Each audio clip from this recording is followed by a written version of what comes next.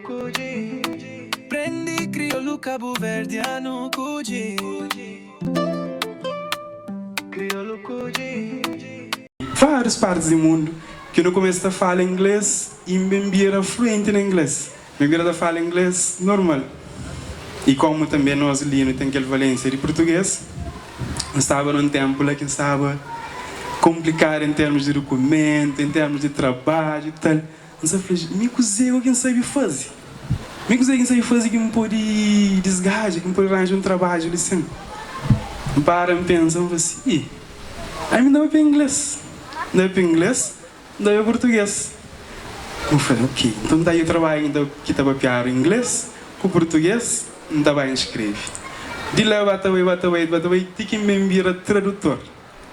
Mas me fazia uma formação, bata especializa e me enviaram um tradutor de inglês para português. Depois, um belo dia, teve um sonho.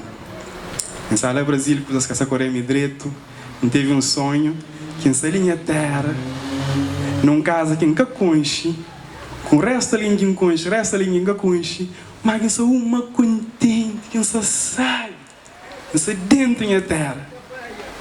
Foi um sonho que instinto, mas me esteve a voltar para a terra. Então de lá, decidi voltar para a terra. Quando eu volto para a terra, muda, sabe, naquele perfil, tem as páginas de tradutor e tudo. Então muda aquele meu endereço. Depois eu gosto de um tradutor que está na Cabo Verde.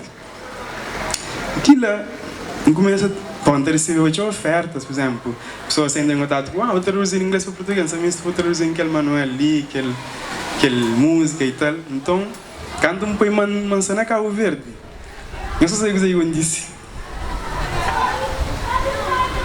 Eu recebi proposta para traduzir manual de inglês para crioulo.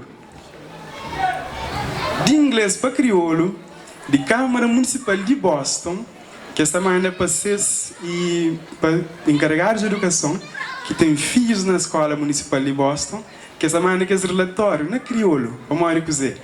Aliás, tem uma política que se o filho está estudando nessa escola, eles têm que mandar um relatório.